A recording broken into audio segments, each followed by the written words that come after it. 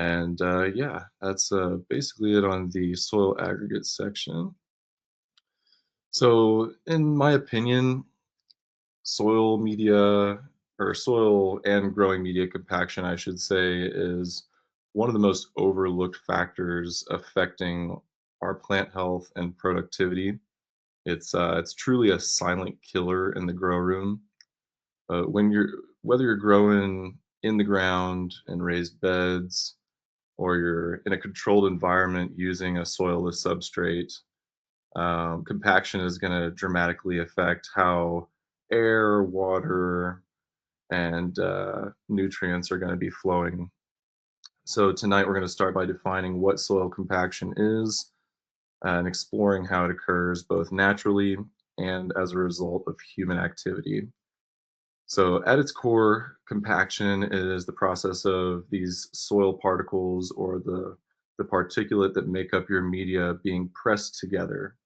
And what that's going to do is drastically reduce the pore space in your media.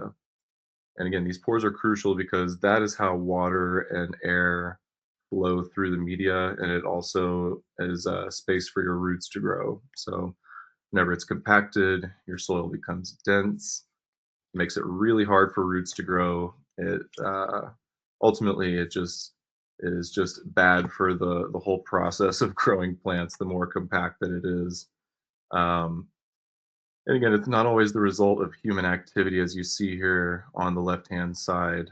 Some soils will naturally compact over time due to environmental factors, and a few ways this is happening, starting with the first bullet point here.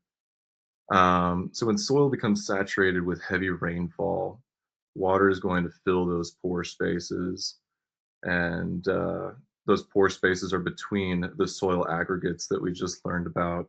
And as it drains, those particles are going to settle closer and closer together. So that's how the aeration and pore space are ultimately reduced through the heavy rainfall. Another way is through these freeze thaw cycles that occur naturally. So the repeated freezing and thawing action rearranges soil particles and ultimately does the same thing, decreases that pore space. And over long periods, especially in high clay soils, there's a natural settling under the force of gravity that takes place as well, which is minor but an added factor to the equation, right? But that pretty much wraps up a lot of the main natural causes, right? As far as what most of our problems are caused by, though, I think it's caused by us as gardeners, whether directly or through the use of heavy machinery.